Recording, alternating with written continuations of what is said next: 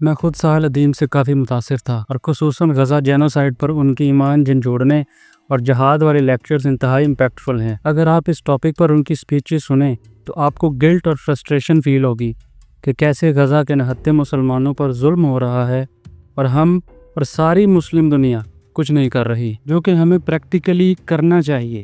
یہ ہمارا فرض ہے۔ یہ سب باتیں آپ کو بہت شرمندہ کرتی ہیں، آپ مجرم فیل کرتے ہو کہ میں اور میرے جیسے مسلمان کچھ نہیں کر پا رہے، لیکن پھر سینیٹر مشتاق غزہ پہنچ جاتے ہیں۔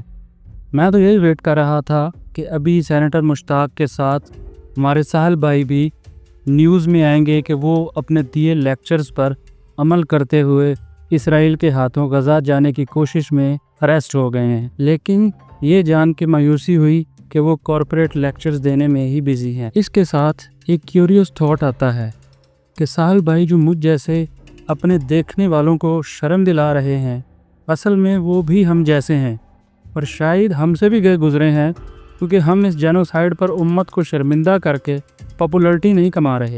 اب کسی ایسی بات پر اپنے سامنے بیٹھے لوگوں کو لیکچرز کیسے دے سکتے ہیں جب آپ خود بھی صرف باتیں کر رہے ہوں؟ یہ ایسے ہے کہ ایک باپ کان سے پکڑ کر اپنے بیٹے کو کہے کہ سگریٹ چھوڑ دو اور خود دوسرے ہاتھ میں اس نے اپنا سگریٹ لگا کر پکڑا ہو۔ آپ کو نہیں لگتا کہ ساحل بھائی نے پچھلے 2 سالوں میں اس پر جتنے لیکچرز کھڑکا دیے ہیں ان کو تو سینیٹر مشتاق جگہ پر ہونا چاہیے تھا، کیونکہ سینیٹر مشتاق کی طرح جس نے کچھ کرنا ہوتا ہے وہ کر جاتا ہے، چاہے حالات کیسے بھی کیوں نہ ہوں۔ پینٹ کوٹ پہن کر 4x4 پر آ کے ڈوپامین اور سائیکالوجی کے مشکل ورڈ سٹیج اور پوڈ کاسٹ میں یوز کر کے ہم جیسے گناہ گاروں کو شرمندہ اور فرسٹریٹ کرنا بہت آسان ہے، لیکن خود اسی بھاشن پر عمل کر کے پریکٹیکلی سینیٹر مشتاق کی طرح میدان میں اترنا بہت مشکل ہے۔ تو بھائی بات یہ ہے، انسان کو لیکچرز اس بات پر دینے چاہیے جس پر وہ خود عمل کرنے کی طاقت رکھتا ہو، ورنہ اس بات کا کھل کر اظہار کرے کہ بھائی میں بھی کوئی 30 مار خواہ نہیں، آپ جیسا ہی ہوں۔